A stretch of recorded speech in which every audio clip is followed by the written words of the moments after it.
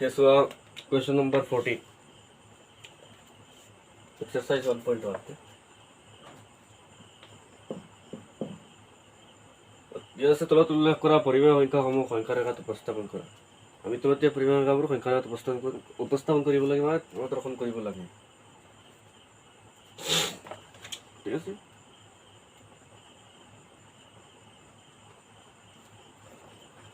এটিছো। ইয়াতে মই নম্বৰ 1 টো কি আছে প্ৰথমতে? ইয়াতে আছে 2/7 পৰিমেয় সংখ্যা। ঠিক আছে? মই তো সংখ্যা ৰেখাটা আঁকি আছো। সংখ্যা ৰেখাটো থাকিব অখণ্ড সংখ্যা ৰেখা। ঠিক আছে? কাৰণ অখণ্ডৰ বাহিৰে বেলেগ কোনো ধৰণৰ সংখ্যা ৰেখা আঁকিব নোৱাৰি। বুজি পাইছা? কিয় আঁকিব নোৱাৰি? যদি মই ইয়াতে 1/2 দি দিওঁ সংখ্যা ৰেখাত, ধৰি লওঁ ইয়াতে মই 1/2 দিছোঁ, ইয়াতে 1 দিছোঁ, এনেকৈ আঁকি আছোঁ, পৰিমেয় সংখ্যাবিলাক সোমাই সোমাই। পৰিমেয় সংখ্যাটো অখণ্ড সংখ্যা পৰিমেয় সংখ্যা হয়, কিন্তু এইবিলাকতো সোমাই থকা নাই। মই এনেকৈ লিখিম নহয় 1 2 3 এনেকৈ। তো এইবিলাকতো আটাইকেইটা এনেকৈ আছে, একেবাৰে চিম্পুল। তলততো 1 টকা হয়, কিউটো কেৱল 1, বেলেগ একো নাই, মানে অখণ্ড সংখ্যা আৰু 2/7 এইবিলাক সোমাই আছে নাই। এতিয়া যদি মই 1/2 টো বিচাৰি উলিয়াওঁ একেবাৰে মাজত পৰিব, আৰু ইয়াতে পৰিব কি 3/2 ন, 1 3/2। তো এনেকৈ এইবিলাক পৰিব পাৰে। ঠিক আছে? তো আমি আটাইবিলাক পৰিমেয় সংখ্যা আমি একেলগে লিখাত যদি যাওঁ, আমি এই গেপটোৰ ভিতৰত যিটো আমাৰ অসীম পৰিমেয় সংখ্যা আছে, তো আটাইবোৰ আমিতো লিখিব নোৱাৰি। তোমালোকে চোৱা, অখণ্ড সংখ্যা যদি আমি কওঁ, তেতিয়াহ'লে ইয়াত 0 1 ইয়াৰ মাজত আৰু অখণ্ড সংখ্যা নাই, কোনো অখণ্ড সংখ্যা নাই, আটাইবোৰ অখণ্ড সংখ্যা লিখি যাব পাৰি। সেইকাৰণে সংখ্যা ৰেখা অখণ্ড সংখ্যা ৰেখাত অখণ্ড সংখ্যাত লিখা হয়। ঠিক আছে? বেলেগ সংখ্যাত লিখিব পাৰি, স্বাভাৱিক সংখ্যা, পূৰ্ণ সংখ্যা আৰু অখণ্ড সংখ্যা, কিন্তু পৰিমেয় সংখ্যাত সংখ্যা ৰেখা বনাব নোৱাৰি। ঠিক আছে, সংখ্যা ৰেখা বনাই দিলোঁ। এতিয়া আমাক কি কৈছে? 7/2 ধৰিব পাৰি।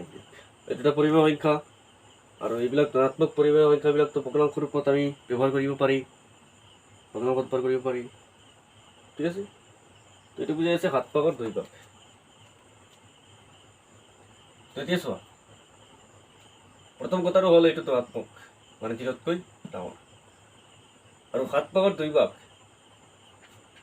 মানে ইয়াত ওপৰৰ লবটো তোমালোকে চোৱা, এইটো সৰু আছে। তোমালোকে সদায় মনত ৰাখিবা যে লবটো সৰু হ'লে এই সংখ্যাটো 1তকৈ সৰু হ'ব। ঠিক আছে? ইয়াত চোৱা, লবটো আছে 2, তেতিয়াহ'লে আমি ইয়াত 7 কৰিব লাগিব। মই এইবোৰ অলপ ডাঙৰকৈ কৰি আছোঁ। চোৱা, সংখ্যা ৰেখাটো আঁকি লৈছোঁ, সৰু হৈছে, যাতে আমাৰ 7 কৰাত সুবিধা।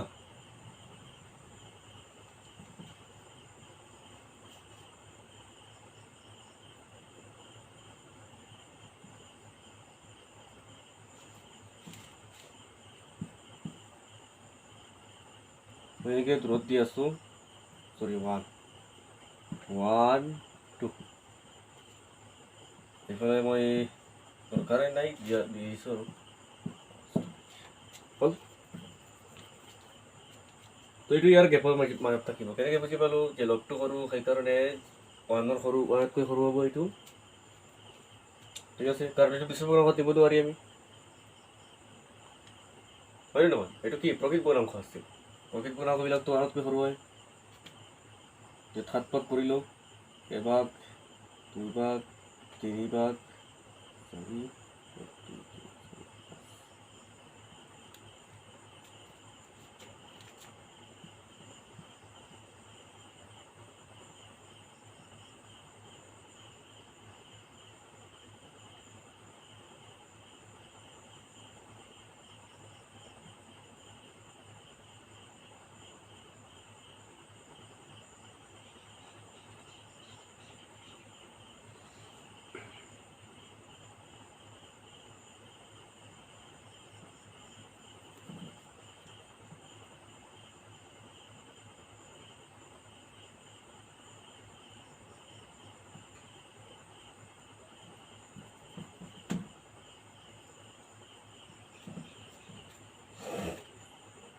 ঠিক আছে মই ইয়াতে 7 ভাগ কৰি লৈছোঁ তোমালোকে এইবিলাক সমানকৈ দিবা স্কেলেৰে বহুৱাই পেলাই ইয়াত অলপ বেছি কম হ'ব পাৰে 1 2 3 4 5 6 7 এই 7 ভাগৰ 2 ভাগ অংশটো হ'ব দূৰত্ব মানে 0 পৰা 2 ভাগ ক'ত আছে এভাগ 2 ভাগ এই অংশটো হ'ব 2/7 ঠিক আছে এতিয়া মই কিয় এই অংশটো কৰিলোঁ তোমালোকে চোৱা এতিয়া ভালকৈ বুজিলোঁ 1 মানে কি এই 1 য'ত আছে এইটো কি বুজি আছে 0 পৰা 1 একক দূৰত্ব কৰাৰ অৰ্থটো হ'ল সেন্টিমিটাৰ হোক আর মিটার হোক সংখ্যা রেখাতে যিমান একক হোক আমি আমার ইচ্ছা মতো ধরিব পারি 0 পৰা 2 লৈকে মানে কি 2 একক দূরত্ব আচ্ছা ঠিক আছে ইয়াতো 1 একক দূরত্ব এইফালে 1 একক দূরত্ব হ'ব এই গ্যাপটো 1 একক একোটা গ্যাপ 1 একক দূরত্ব থাকে দূরত্ব ডিফারেন্স থাকে এতিয়া এইটো 2/7 এটা কি বুঝাইছে এটা প্রকৃত ভগ্নাংশ এইটো বুঝাইছে 7 ভাগৰ 2 ভাগ এই 7 ভাগৰ 2 ভাগ যে বুঝাইছে এইটোৱে এই গোটেই অংক বুঝাইছে নেকি নহয় এইটো অংক কিয় বুঝাইছে কাৰণ এইটো 1তকৈ সৰু অৰ্থাৎ এটা বস্তুৰ 7 ভাগৰ 2 ভাগ বুঝাইছে তাহলে এটা দূৰত্ব আছে নহয় 1 একক দূৰত্ব এই 1 একক দূৰত্বৰ 7 ভাগৰ 2 ভাগ কি বুজাব ইয়াতে যদি ইয়াতে বেলেগ থাকিলে 3/7 এক্সাম্পল এটা কি বুঝা যাতে 2 ভাগৰ 3 ভাগ এইটোৱে 1 একক দূৰত্বৰ 2 ভাগৰ 3 ভাগ বুজাব নেকি 1 একক দূৰত্বৰ 2 ভাগ কৰিলে তো 2 ভাগ বেছিকে বেছি আহিব 3 ভাগৰ পৰা আহিব তো এটা 2 একক দূৰত্ব বুজাইছে তো 2 একক দূৰত্ব যদি আমি 2 ভাগ কৰোঁ মোৰ অৰ্থটো বুজি পাইছা মানে এনেকৈ আৰু এইফালে বুজি লোৱা 2 একক দূৰত্ব আছে ইয়াকো 2 ভাগ কৰি দিলা ইয়াকো 2 ভাগ কৰি দিলা তাৰে 3 ভাগ 1 2 3 এই অংকটো হ'ব 3/2 যদি কওঁ -3/2 কৰি দিলে সেইকাৰণে নেগেটিভ সাইড দিয়ে আহিব ইয়াত যে মাইনাস চিনবিলাক আছে এইবিলাকে কিবা সেন্স এনেকৈ বুজি আছে নেকি যে দূৰত্ব মাইনাস হ'ব পাৰে নহয় দূৰত্বটো সদায় পজিটিভ থাকিব ধনাত্মক থাকিব হয় নহয়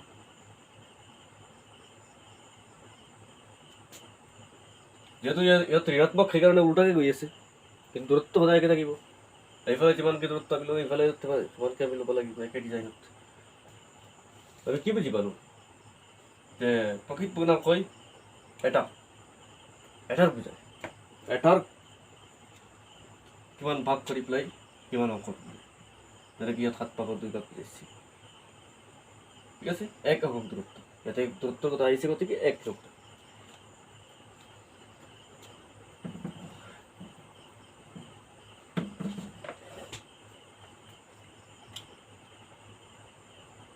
ইয়াৰ পিছত মই নম্বৰ 3 দি আছো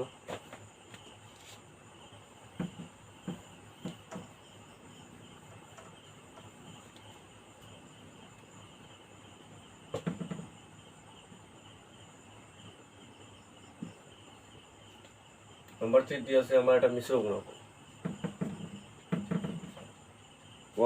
2/5 ইয়াত মিশ্ৰ বনাই দিছে কাৰণটো কি যাতে আমি আমাৰ সহজ হয় এই যিটো ভগ্নাংক আছে এইটো এই ফালটো প্ৰকৃত আৰু 2টো অপ্ৰকৃত হয় নহয়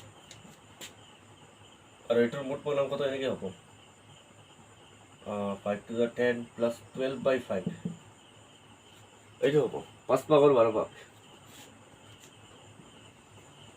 5 ভাগৰ 12 ভাগ কি দেখা পাইছা তোমালোকে ইয়াতে সিংগাৰ তোমালোকে চিটাকে দিব দেখা হৈ আছে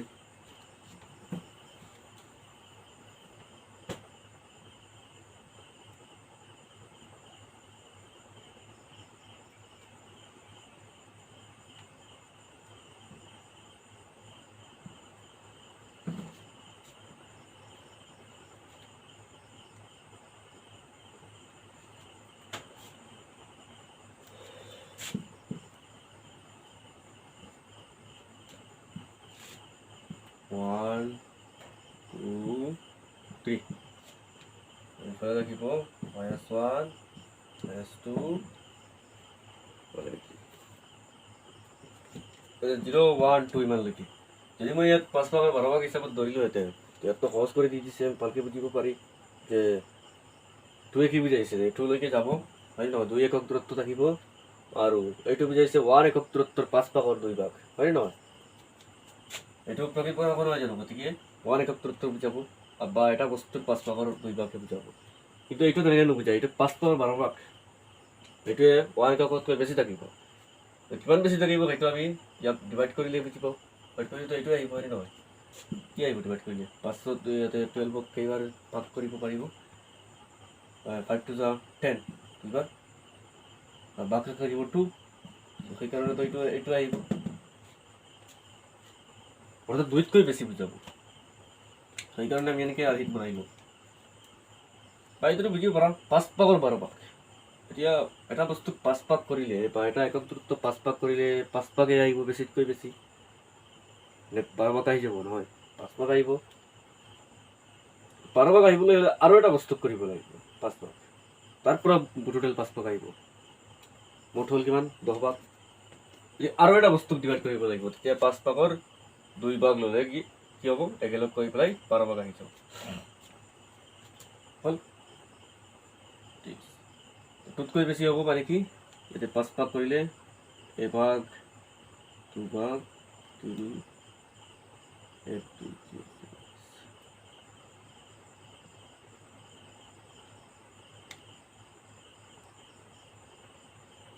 ঠিক আছে মই এইটো ভাগ কৰি দি দিছো অলপ সমান হ'ব পাৰে তোমালোকে সমানকৈ ভাগ কৰিবা তো 5 ভাগৰ 2 ভাগ 0 পৰা 2 একক দূৰত্বত যাব আৰু ইয়াৰ পিছত 1 একক দূৰত্বত 5 ভাগৰ 2 ভাগ অংশ ল'ব 1 2 এই ইয়াত পৰিব 2/5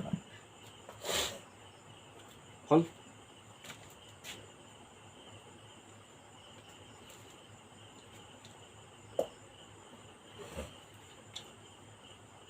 এতিয়া চোৱা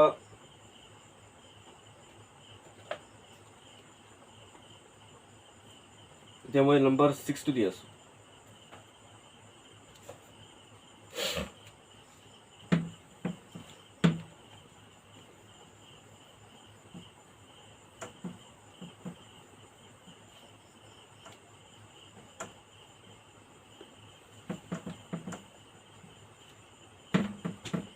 নম্বৰ 6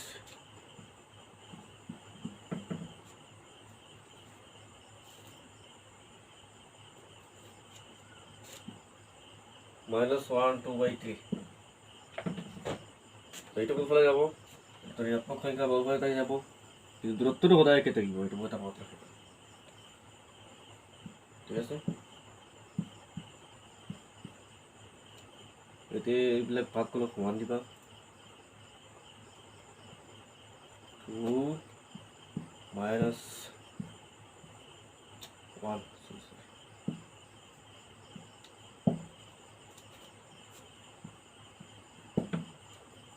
এতিয়া চোৱা এইটো -1তকৈ আৰু বেছি মানে এইটো বুজাইছে যে -1 কি বুজাইছে 0 পৰা 1 একক দূৰত্বত বাওঁফালে বুজাইছে নেগেটিভ কি বুজাইছে বাওঁফালে যদি ইফালে পজিটিভ হৈ ফালে নেগেটিভ হ'ব উল্টা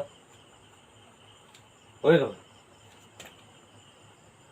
-1 লৈ গৈছে ইয়াৰ পিছত আৰু গৈছে কিমান আৰু একক দূৰত্বৰ 3 ভাগৰ 2 ভাগ 3 ভাগ কৰিলো ইয়াতে ভাগ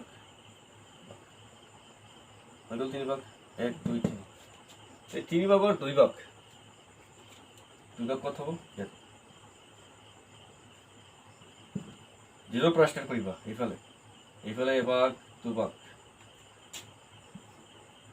-1 হ'ল ইয়াৰ পিছত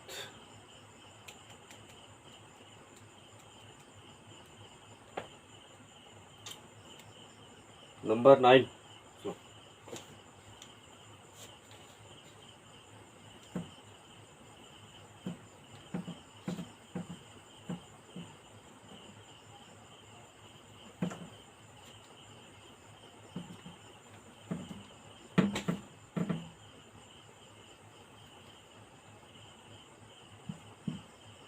নম্বৰ 9 আমাৰ কি দিয়া আছে -2 3/4 আৰু -1 3/5 ঠিক আছে মই এটা কাম কৰি আছোঁ, চাব অলপ এইফালে আঁতৰাই মই ইয়াৰ পৰা আৰম্ভ কৰি আছোঁ। ইয়াতে 1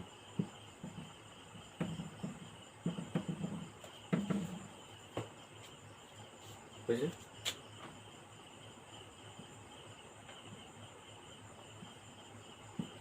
-1 -2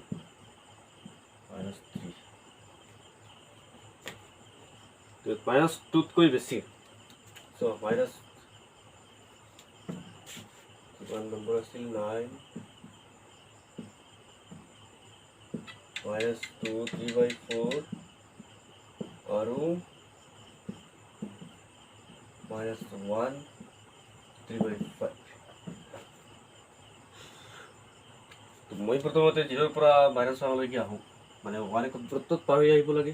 -1 মানে কি, 0ৰ পৰা -1 মই 1 একক দূৰত্ব, আৰু 3/5 মানে কি, আৰু 1 একক দূৰত্বৰ 5/3 ভাগ। প্ৰকৃত অংশ কি বুজায়? এটা বস্তুৰ অংশটো বুজায়। এটা বস্তুক নিৰ্দিষ্ট অংকত ভাগ কৰি তাৰে কিছুমান অংশ পাৰি। তো এইটো প্ৰকৃত ভগ্নাংশ। মিশ্ৰ ভগ্নাংশত দুটা জড়িত হৈ থাকে, অপ্ৰকৃত প্লাছ প্ৰকৃত। আৰু দুইটাৰ যোগফল যিটো আহে এইটো মুঠ অপ্ৰকৃতি আহিব। -1 3/5 ইয়াত 5 ভাগ কৰি লওঁ,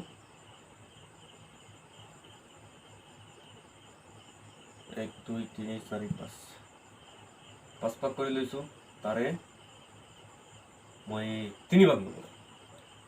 ঠিক আছে, 1লৈকে আহিছোঁ -1লৈকে, আৰু 5 ভাগৰ 3 ভাগলৈকে আহিব লাগিব। 1 ভাগ 2 ভাগ 3 ভাগ হ'ব কিমান? -1 3/5ৰ স্থান। ঠিক আছে, ইয়াত পৰিব -1ৰ স্থান ইয়াত, -1 3/5ৰ স্থান ইয়াত। ইয়াৰ পিছত আহিব -2 3/4, ইয়াত 4 ভাগ ল'ব লাগিব। 4 ভাগ ল'লে তোমালোকে একেবাৰে মিডিলত এটা আঁচ দিবা, বেছি সহজ হ'ব। 2 ভাগ, আৰু প্ৰতিটো ভাগৰ মিডিলত দিবা আৰু এটা আঁচ হৈ যাব। মোৰ 4টা সমান সমান ভাগ হ'ল। -2তকৈ বেছি, ইয়ালৈকে আহিম -2লৈকে, তাৰপিছত -2তকৈ আৰু ইফালে যাব লাগিব। ঋণাত্মক সংখ্যাটো ইফালে গতি, প্ৰতিটো ওলোটা থাকিব, ধনাত্মক হ'লে ইফালে।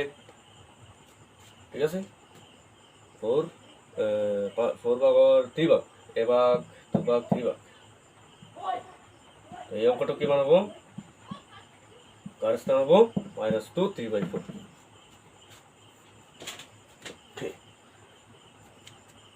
এটা হচ্ছে সো নাম্বাৰ 10।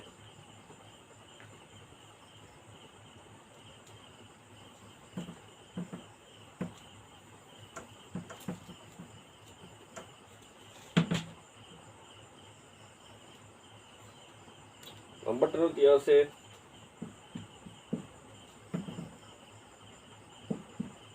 -1 4/9 আৰু 2 4/5। ঠিক আছে,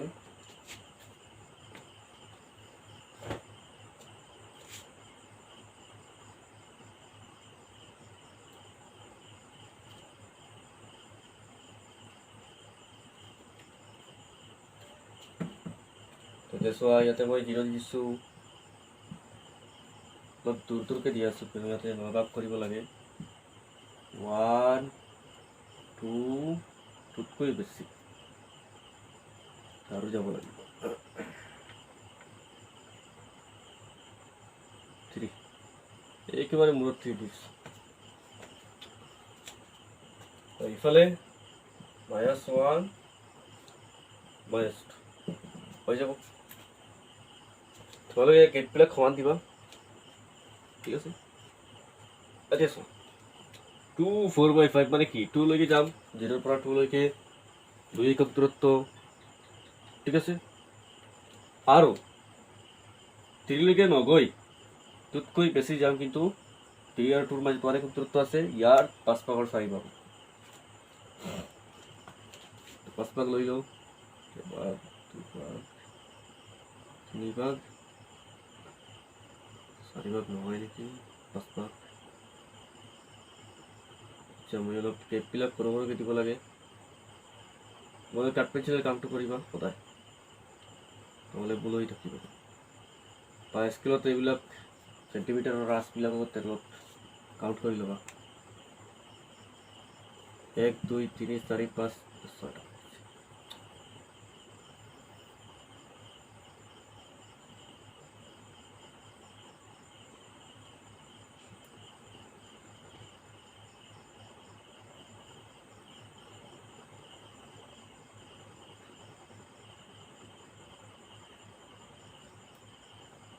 एक दुई तीन चार पाँच। चलो 5 भागৰ 4 ভাগ এইটো হ'ল ইয়াতে 1 ভাগ 2 ভাগ 3 ভাগ 4 ভাগ। তো কি হ'ব 2 4/5। তাৰপিছত ইয়াতে এইফালে মাইনাছ হ'ব নেকি? মানে দূৰত্ব সদায়তো পজিটিভ থাকিব, কিন্তু আহিছোঁ উল্টাকে, সেইকাৰণে মাইনাছ হ'ব আহিছোঁ। ইফালে গ'লেতো মই ওৱানলৈ গ'লোহেঁতেন, ইফালে আহিছোঁ মানে দূৰত্বলৈ, মই ইফালে গৈ আছোঁ। পিছফালে ঘূৰি যাওঁ যদি মানে দূৰত্ব লৈ নেগেটিভ কৈ আছোঁ, বুজাইছে হৈছে নে নাই?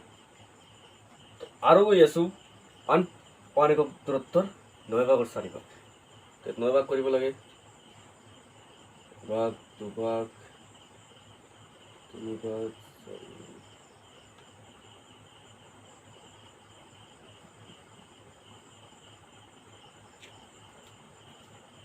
4। ইয়াতে এটা কাম কৰি আছোঁ প্ৰায়